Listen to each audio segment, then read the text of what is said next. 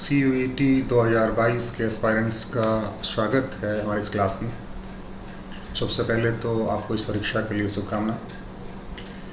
कुछ बच्चों की तकलीफ़ थी कि जो सिलेबस से हटा दिए गए थे कुछ चैप्टर्स, उनको सॉल्व करवाया जाए। तो सबसे पहली बात आती है खुली अर्थव्यवस्था। खुली अर्थव्यवस्था का बिल्कुल क्लियर हो जाएगा आपका। बच्चों को पढ़ने में थोड़ी दिक्कत हो रही थी कि जो बुक्स हैं हमारी NCERT बुक्स जो इस सिलेबस में थी, NCERT बुक्स इंग्लिश मीडियम के लिए काफ़ी बेटर हैं, लेकिन इस साल जो अनुवाद हुआ है इसका, उस अनुवाद में थोड़ी सी दिक्कतें हैं। तो कोशिश करूँगा कि अनुवाद की जो समस्याएं हैं उनको दूर किया जाए। तो सबसे पहली बात करते हैं कि खुली अर्थव्यवस्था है क्या। खुली अर्थव्यवस्था से पहले हमने एक हमारे सिलेबस में था बंद अर्थव्यवस्था। बंद अर्थव्यवस्था का मतलब ऐसी अर्थव्यवस्था जिसमें व्यापार केवल देश के अंदर होता है। कहाँ होता हो? देश की सीमाओं के अंदर।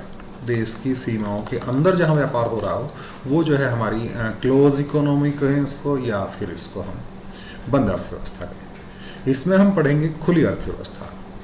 खुली अर्थव्यवस्था का मतलब जहाँ देश की भौगोलिक सीमाएं जो हैं वो सभी देशों के लिए खुल जाती हैं।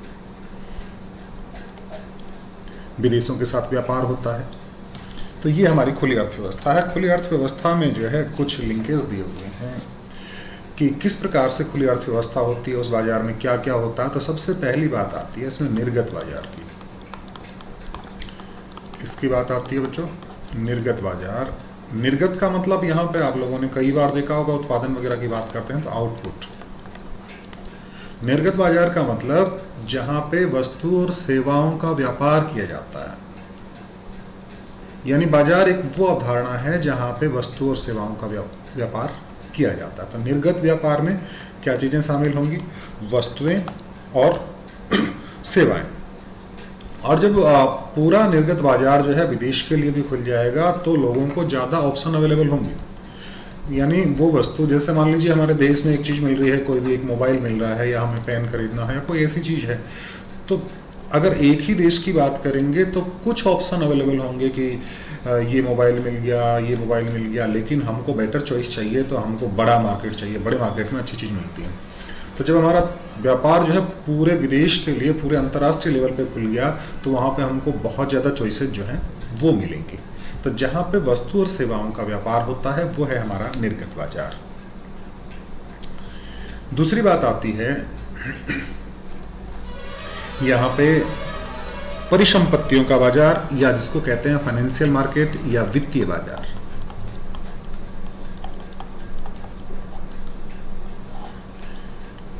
फाइनेंशियल मार्केट, वित्तीय बाजार, एक तरह से ये कह सकते हैं कि ऐसा बाजार जहां पे वित्तीय परिसंपत्तियों का व्यापार होता है। किसका व्यापार होता है?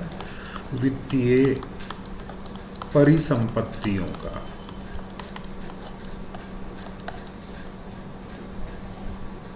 वित्तीय परिसंपत्तियां क्या होती हैं कि जैसे एक तो हम कोई चीज़ खरीदते हैं, भाई दुकान पे गए, हम गजेंद्र की दुकान पे गए और लेके आए गुड़। क्यों भाई गजेंद्र गुड़ देगा ना? तो गजेंद्र की दुकान से हम गुड़ लेके आए हैं, तो वो जो है वो भौतिक चीज़ है। फिजिकली हम उसको खरीद के लाएंगे, गजेंद्र को पैसे देंगे, गजेंद्र उसके बदले में गुड़ तौल के देगा या और कोई चीज़ें जो है वो तौल के देगा। ये भौतिक चीज़ें हैं। मोबाइल की दुकान पे गए, हम मोबाइल खरीद के लाए, वो भौतिक वस्तु है।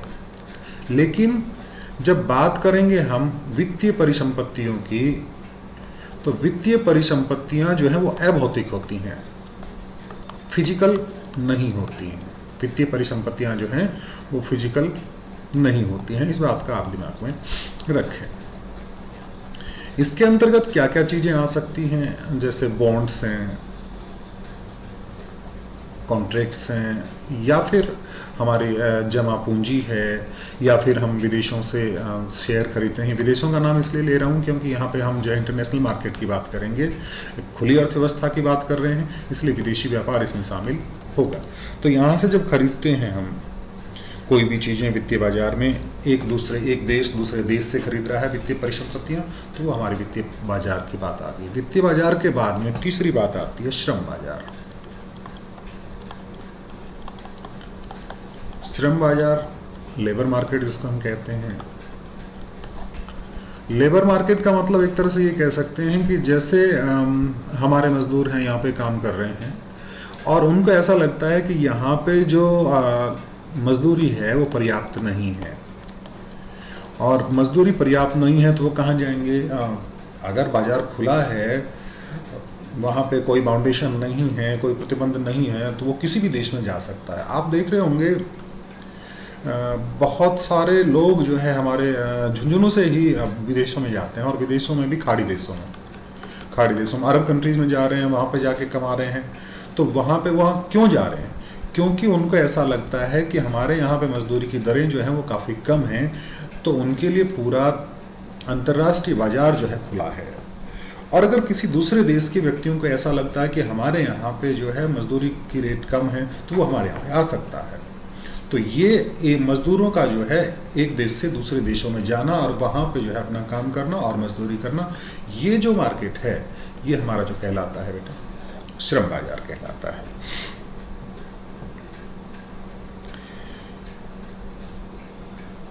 इस प्रकार जो बात आई वो खुली अर्थव्यवस्था के बाद जो आई वो ये कहा कि खुली अर्थव्यवस्था ऐसी अर्थव्यवस्था है जहां पे व्यापार किया जाता है एक देश से दूसरे देशों के बीच में, किसका? वस्तुओं का। दूसरी बात सेवाओं का।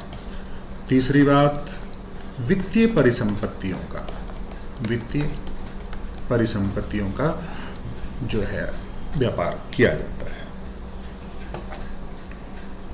इसमें एग्जाम्पल के तौर पे बताया कि भारत जो है वो चारों ओर विश्व में उत्पादित जितनी भी वस्तुएं हैं उनका उपभोग कर सकता है, और हमारी जो चीज़ें हैं हमारे देश में जो एक्सेस हैं उनको जो है विदेशों में निर्यात भी कर सकता है। यानी खुले अर्थव्यवस्था के जो इम्पोर्टेंट घटक हैं उसमें एक तो है हमारा आयात और दूसरा है निर्यात। क्योंकि जब तक आयात और निर्यात नहीं होगा तब तक उस अर्थव्यवस्था को हम जो है खुली अर्थव्यवस्था नहीं कहेंगे। यानी इस को हमने कहा विदेशी व्यापार, और विदेशी व्यापार की जो इम्पोर्टेंट बात है, एक आध चीज़ इम्पोर्टेंट इसमें बताऊंगा, आप लोग थोड़ा सा ध्यान से सुनेंगे तो बिल्कुल क्लियर हो जाएगी। किताब पास में रखेंगे और भी ठीक रहेगा। बीच में किताब में जो भी त्रुटियां हैं उनको साथ साथ पॉइंट आउट करता रहूँगा, आप लोग देखिएगा। यानी विदेशी व्यापार जो है भारत की मांग को दो प्रकार से प्रभावित करता है। अगर भारत के संदर्भ में बात करें तो भारत की मांग को दो प्रकार से विदेशी व्यापार जो है प्रभावित करता है। कि पहली बात, जब हम खरीदते हैं, क्या करते हैं? खरीदते हैं। बाहर से हमने कोई सामान खरीदा, मैं उसी एग्जाम्पल को वापस ले रहा हूं कि हमने बाहर से क्या खरीदा? मोबाइल खरीदा। और बाहर से मोबाइल खरीदा तो एक तरह से क्या होगा कि भारतीय बाजार के जो मोबाइल हैं, इंडियन मोबाइल्स जो हैं, उनकी मांग में कमी होगी। यानी समग्र मांग जो है मोबाइलों की, भारत के संदर्भ में बात करें तो उसमें क्या हो जाएगा? समग्र मांग में कमी हो जाएगी। और इस प्रकार से जो खर्चा हमने किया मोबाइल को खरीदने में, वो आय के चक्राकार प्रवाह से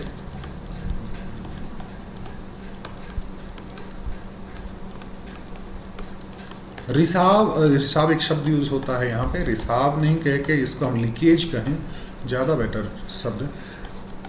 आय के चक्राकार प्रवाह से हमारा जो खर्चा है वो दूसरे देशों में चला जाता है। यानी हमारी करेंसी जो है, हमारा जो धन है वो दूसरे देशों में चला जाता है। कब? जब हम कोई भी वस्तुएं जो हैं वो खरीदते हैं। ये बात समझ में आई? यानी मांग में कमी आई जब वस्तुओं को खरीदते हैं।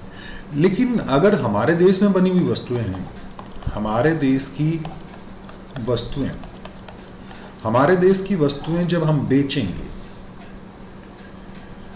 तो एक तरह से हमारे देश की वस्तुओं को हम लोग भी खरीदेंगे और हमारे देश की वस्तुओं को हम दूसरे देश में बेच रहे हैं। एक तरह से क्या कह सकते हैं कि मांग में वृद्धि हुई है। क्या हुआ है बेटा? मांग में वृद्धि हुआ है।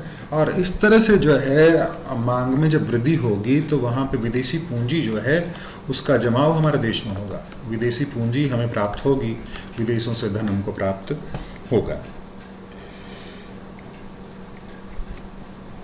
और अगली बात आती है कि राष्ट्रीय सीमाओं के बीच में, जैसे भारत और अन्य देशों के साथ जो व्यापार हो रहा है, उनके बीच में जब व्यापार हो रहा है तो वहाँ पे धन का उपयोग किया जाता है। द्रव्य का शब्द यूज में लिया जाता है, इसको धन का उपयोग किया जाता है। लेकिन अंतर्राष्ट्रीय स्तर पे कोई भी एक जब उसको व्यापार करेंगे तो किस में भुगतान करेंगे? तो अंतर्राष्ट्रीय स्तर पर कोई भी एक करेंसी ऐसी निर्धारित नहीं की गई कि उसमें से जो है आप खरीद सकते हो कि भाई रुपये से आप सभी देशों में कुछ भी कर सकते हो या डॉलर से सभी देशों में कुछ भी कर सकते हो। डॉलर पॉपुलर जरूर है, लेकिन पूरी तरह से ये नहीं कह सकता कि हम डॉलर में ही व्यापार करेंगे। विदेशी आर्थिक एजेंट जितने भी हैं वो किसी भी राष्ट्रीय करेंसी को स्वीकार तब करेंगे जब उसकी विश्वसनीयता होगी, जब वो मान लेंगे कि ये जो करेंसी है ये सब जगह चल सकती है, इसको जो है विश्वास पूरी तरह से है, या वो करेंसी से जो है कोई भी वस्तु जो है वो निर्धारित मात्रा में जो उसकी रेट है उसके आधार पे खरीद पाएंगे। यानी उस मुद्रा जो भी हम कहेंगे उसकी क्रय शक्ति होनी चाहिए।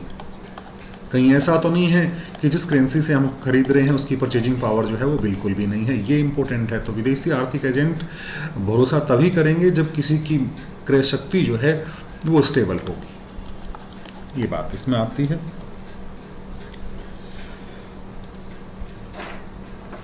उसके बाद एक नई चीज आ रही है आपके लिए, अदायगी संतुलन।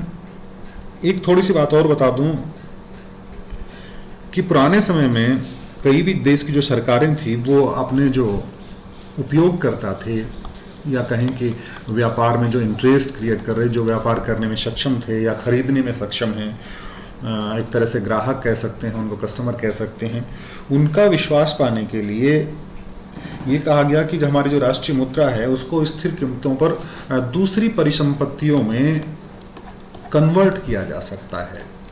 हमारी जो मुद्रा है उसको दूसरी परिसंपत्तियों में कन्वर्ट किया जा सकता है। अब दूसरी परिसंपत्ति का मतलब वो दूसरी विदेशी मुद्रा हो सकती है, या फिर सामान्य जो बात है वो गोल्ड के रूप में इसको कन्वर्ट किया जा सकता था। लेकिन अब उस मुद्रा की मात्रा इतनी ज़्यादा बढ़ गई है कि अब उसको पूरी तरह से गोल्ड में कन्वर्ट करना पॉसिबल नहीं होता है। अब बात आती है हमारे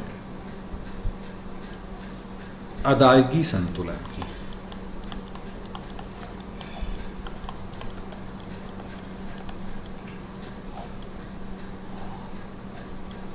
BOP लिखते हैं इसको, बैलेंस ऑफ पेमेंट्स, या कई बार इसको जो है भुगतान संतुलन भी लिखा जाता है किसी किसी किताब में। अगर आपका क्वेश्चन जो है भुगतान संतुलन से रिलेटेड आता है तो भी वही बात है, अगर आपका अदायगी संतुलन से संबंधित बात आती है तो भी वही बात है। भुगतान संतुलन या अदायगी संतुलन जो है वो हम एक तरह से कह सकते हैं कि किसी भी देश के निवासियों, यानी किसी भी देश के वहाँ पे जो रेजिडेंट्स हैं वहाँ के निवासियों और किसके मध्य, शेष विश्व के मध्य, शेष विश्व के मध्य जो व्यापार हो रहा है, वहाँ पे व्यापार का मतलब वहाँ पे वस्तुएं, सेवाएं और परिसंपत्तियों का जो लेन देन है, खरीदारी और उसका बेचना जो है वो है। यानी भुगतान संतुलन एक तरह से कह सकते हैं कि किसी देश के निवासियों और शेष विश्व के बीच में एक निश्चित समय अवधि, एक निश्चित समय अवधि जरूरी है इसमें। इस चीज को देखिएगा, एक मिनट। यानी क्या क्या इंपॉर्टेंट है भुगतान संतुलन में, जो फैक्टर्स इसमें काम करेंगे उसकी बात मैं आपको बताऊं कि भुगतान संतुलन में पहले तो उस देश के निवासी, दूसरी किसके साथ, जो दूसरे देश हैं, विश्व के अन्य देश जो हैं उनके साथ, विश्व के अन्य देशों के साथ किसका व्यापार, वस्तुओं का, सेवाओं का और परिसंपत्तियों का।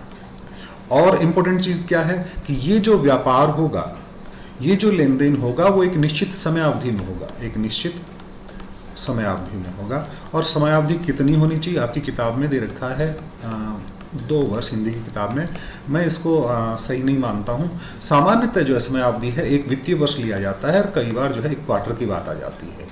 किसकी बात आ जाती है, एक क्वार्टर की बात आ जाती है। क्वार्टर का मतलब एक तिमाही जिसको हम कहते हैं, तिमाही कई बार व्यापार संतुलन की बात आती है। 2 वर्ष वाला जो किताब में आपका एक तरह से मैं ये कह सकता हूँ मिसप्रिंट है, खासकर ऐसा लिखा हुआ खासकर 2 वर्ष में।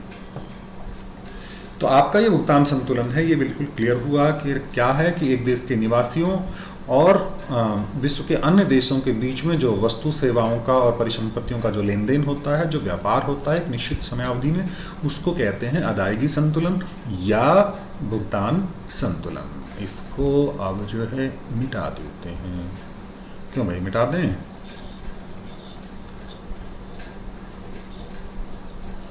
अगर कोई चीज़ क्लियर ना हो तो आपको कहना पड़ेगा क्या, आप मुझे फ़ोन कर लें या ऐसे ही कर लेंगे? चलो इस बहाने कर लेना कि भाई इस बहाने सर को याद कर लेते हैं, है ना। देखते रहो। अब बात आती है हमारी कि भुगतान संतुलन जो है उसमें दो मुख्य तरह के खाते जो है वो इस्तेमाल, दो अकाउंट्स यूज में किए जाते हैं। पहला खाता जो है आपका करंट अकाउंट जिसको कहते हैं, चालू खाता, और दूसरा जो खाता है उसको कहते हैं पूंजी खाता। इन दो खातों की इंपॉर्टेंट बात हम करेंगे। हालांकि नया वर्गीकरण जो हुआ है उसमें तीसरे प्रकार का खाता और लिया जाता है जिसको हम कहते हैं एक तरह से वित्तीय खाता है। लेकिन यहाँ पे आपके सिलेबस की बात जब करेंगे तो हम दो खातों की बात करेंगे, चालू खाता और पूंजी खाता। इसकी बात बाद में कर लेंगे हम, अगर थोड़ा वो आपके सिलेबस का हिस्सा नहीं है इसमें डिटेल्स जो है, लेकिन फिर भी मैंने आपको बता दिया। अब बात करते हैं हम चालू खाता क्या है। चालू खाता जो है वो एक तरह से हम कह सकते हैं कि आपके विदेशों के साथ जो व्यापार हो रहा है उस व्यापार में विवरण है किसका, वस्तुओं के व्यापार का। नंबर 2,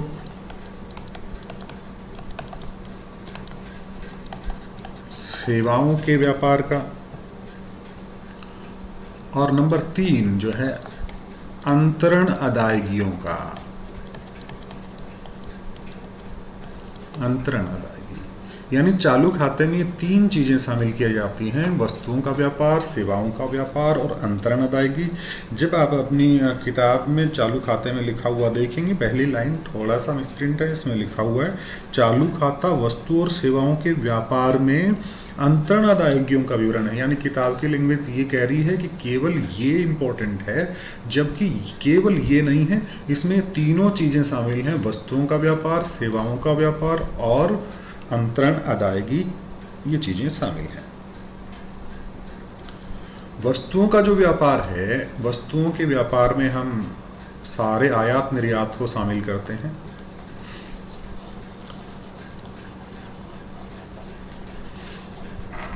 सेवाओं का व्यापार होगा। अंतरण अदायगी के बारे में आप लोगों ने क्लास में उससे पहले जो कुछ टॉपिक्स पढ़े हैं, ट्रांसफर पेमेंट्स जिनको कहते हैं, जिनके बदले में किसी भुगतान की जरूरत नहीं होती, निःशुल्क होते हैं, ऐसा पढ़ा है ना आप लोगों ने। बस वही चीज़ है, ज़्यादा डिटेल्स आपको करने की ज़रूरत नहीं है। यानी वस्तुओं का जो व्यापार है, वस्तु व्यापार जिसको हमने कहा, उसमें क्या क्या चीज़ें आ गई आपकी, उसमें निर्यात आ गए, आयात को शामिल कर लिया। और दूसरी बात जो सेवाएं, ये इनविजिबल टर्म्स होती हैं, एक तरह से ये कहते हैं कि अदृश्य मदें, क्योंकि सेवाओं का जब व्यापार होता है ना बेटा, वो अदृश्य होता है। ये अदृश्य नहीं होता वस्तु व्यापार, क्योंकि कोई भी चीज़ भेजी हमने, मान लीजिए हमारे यहाँ पे गुड़ का निर्माता है, गुड़ का उत्पादक है कौन, गजू भाई। तो गजू भाई जो है विदेशों में जहाँ कहीं भी पता लगा चीनियों को जो है अरे गुड़ खाने से तो बड़ा हेल्दी बन जाते हैं हम, है ना, हमारे प्राचीन काल में गुड़ का उपयोग होता आ रहा है, तो वो हमारे यहाँ पे फ़ोन करेंगे गजू को, भाई गुड़ भेज दीजिएगा। तो गुड़ कहाँ से भेजेंगे हम, एरोप्लेन में तो भेजेंगे नहीं, तो हम कहाँ पे जाएंगे, जहाँ पे हमारे बंदरगाह बने हुए हैं वहाँ पे शिपिंग करवाएंगे, वहाँ पे लोड करेंगे। तो वो जो है वो दिखाई दे रहा, हमने लोड किया है। लेकिन सेवाएं, सेवाओं में चाहे बैंकिंग की सेवाएं हैं, चाहे टीचिंग की सेवाएं हैं, बीमा हैं या और अन्य जो भी सेवाएं हैं, वो सेवाएं इसमें शामिल होती हैं। तो वो दिखाई नहीं देती कि मान लीजिए हम इतना खूबसूरत पढ़ाते हैं तो उधर जो है चाइना वाले कहें अरे हम तो हिंदी में ही पढ़ेंगे और किरण जी सर से ही पढ़ेंगे इकोनॉमिक्स, तो फिर क्या करेंगे, हम उनको सेवाएं जो हैं डिजिटल माध्यम से उपलब्ध करवाएंगे, और उसके बाद में जो सेवाएं उनको उपलब्ध करवाएंगे ना, उन सेवाओं के बदले में क्या करेंगे, हम मोटी फीस वसूल करेंगे, मोटी फीस वसूल करेंगे। हमारे बच्चे जो है फ्री में पढ़ रहे हैं वो एक अलग बात है, लेकिन वो चाइना वाले जो है ना वो पढ़ेंगे तो हम उनसे क्या करेंगे, फीस वसूल कर लेंगे, है ना। इसलिए इनको कहा, अब वो जो है मेरी सेवाएं जो है वो वहाँ पे जहाज़ में ला देंगे क्या, नहीं, या फिर बोरे में बांध देंगे, नहीं। इसीलिए इनको जो है हमने क्या कहा था, इनविजिबल है, अदृश्यमते हैं। और सेवाओं में दो प्रकार की आय जो है उनके लेन देन शामिल किए जाते हैं। आपकी किताब में लिखा हुआ है उपदान आय और गैर उपदान आय। आप उपादान से कहीं सब्सिडी मत समझ लेना, मैं यहाँ पे इनको कहूँगा साधन आय और गैर साधन आय में जो है वो सेवाओं को शामिल किया जाता है।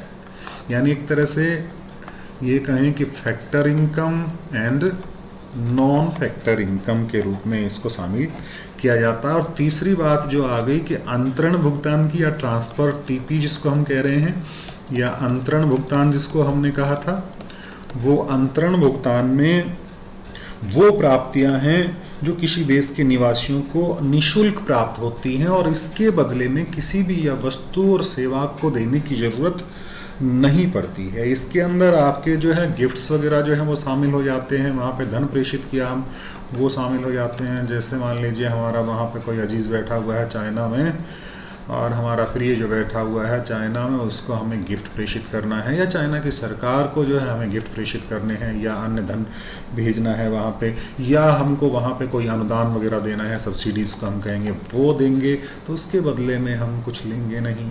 फूल तुम्हें भेजा है खत में, तो उस फूल के बदले में कुछ लेंगे क्या, नहीं। तो वो जो है वो आपके अंतरण भुगतान है।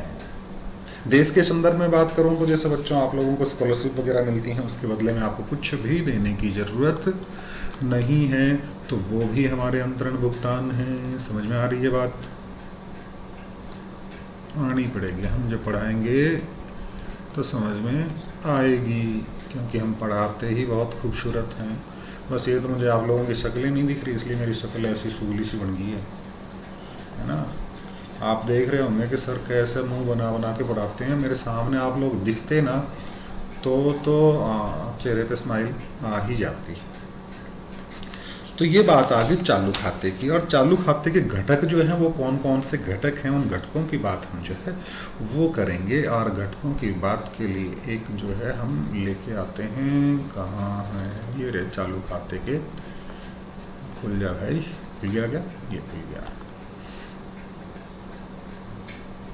थोड़ा सा टाइम लग रहा है भाई, पुराना लैपटॉप है।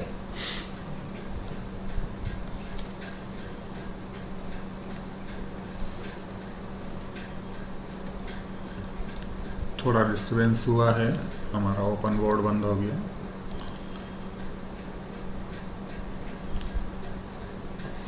वैसे कोई दिक्कत वाली बात नहीं है बच्चों।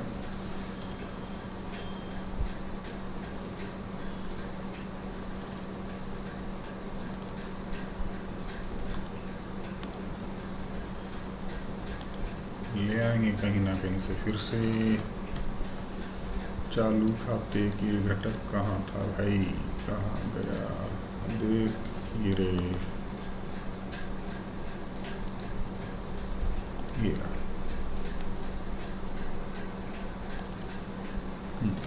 ये जो है वो हमारे चालू खाते के घटक हैं।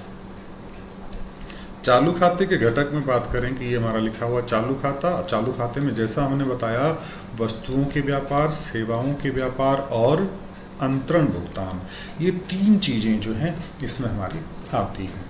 और इन तीन चीज़ों के बाद वस्तुओं के व्यापार में क्या चीज़ होता है कि एक तो वस्तुओं का निर्यात करेंगे और एक वस्तुओं का आयात करेंगे।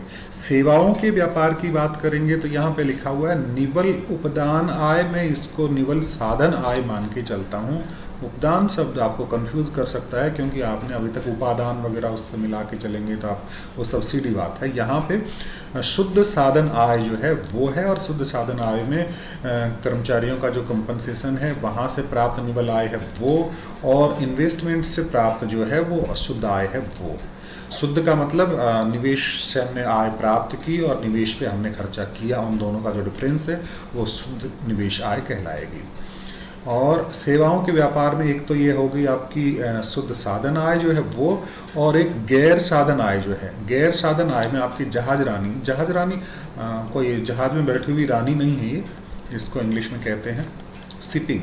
क्या कहते हैं? शिपिंग। स्पेलिंग नहीं आती मुझे शिपिंग की, आप लोग बता दें। चलो समझ गए मेरी बात को आप। फिर उसमें बीमा, पर्यटन, सॉफ्टवेयर, ये मत समझना रहे स्पेलिंग नहीं आती, वैसे लिखता हूँ। सेवाएं जो हैं वो सेवाएं भी शामिल आ गई, सॉफ्टवेयर सेवाएं जो हैं ये सारी आपकी निवल गैर साधन आय। उपदान को रिप्लेस कर दीजिए किससे? साधन से। और उसके बाद में तीसरी बातें आती हैं अंतरण भुगतान। अंतरण भुगतान के बारे में मैंने आपको बता दिया है कि उसके अंदर गिफ्ट वगैरह, फूल तुम्हें भेजा है तुम्हें, गाना सुन के भाग मत जाना। प्रेषित धन और सब्सिडी या ग्रांट्स वगैरह जो हैं वो शामिल होती हैं। ये आपके अंतरण भुगतान के घटक हो गए। समझ में आ गई बेटा बात? और आएगी कैसे नहीं। अब जो है थोड़ी सी बात और कर लेते हैं हम। चालू खाता जो है हमारा, उसमें संतुलन की बात करेंगे। चालू खाते में संतुलन, संतुलन मतलब बैलेंस। चालू खाता संतुलित हो सकता है, चालू खाता आधिक्य में हो सकता है, चालू खाता घाटे में हो सकता है। यानी आपका जो अदायगी संतुलन है, भुगतान संतुलन है, वो 3 प्रकार का हो सकता है बेटा। संतुलित भुगतान संतुलन, आप ये मत कह देना क्या है सर भुगतान संतुलन लिखते हो, आप अदायगी संतुलन लिख दें। संतुलित भुगतान संतुलन, राइटिंग बहुत सुंदर है ना मेरी। दूसरी बात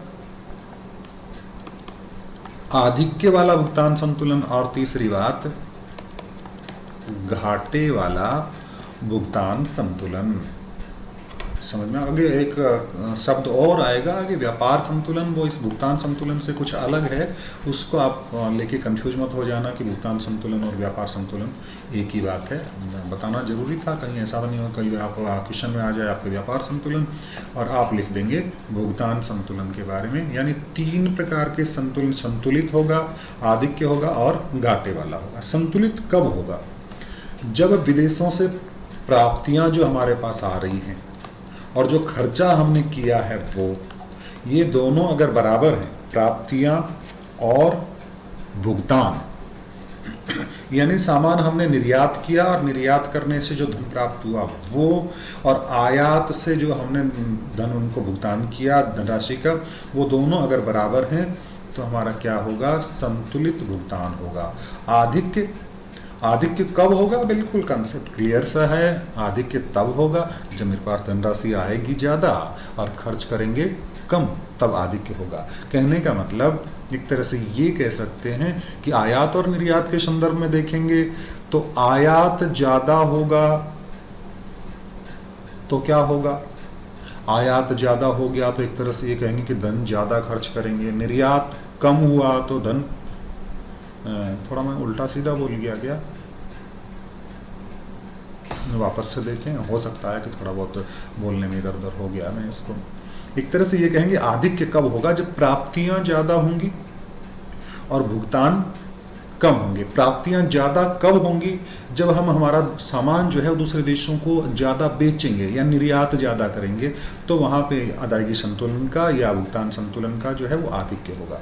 और घाटे वाला कब होगा? घाटे वाला तब होगा जब प्राप्तियां तो होंगी कम और भुगतान होंगे ज़्यादा। तो ये जो है चालू खाते के संतुलन के 3 प्रकार आपको बता दिए।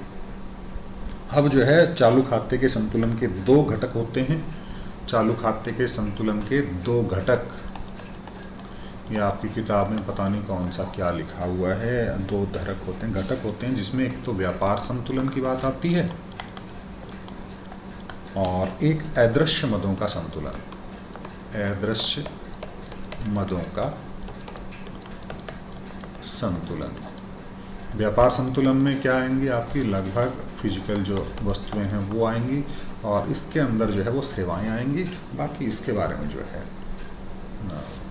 नेक्स्ट पीरियड में हम देख लेंगे। तब तक के लिए बच्चों बाय।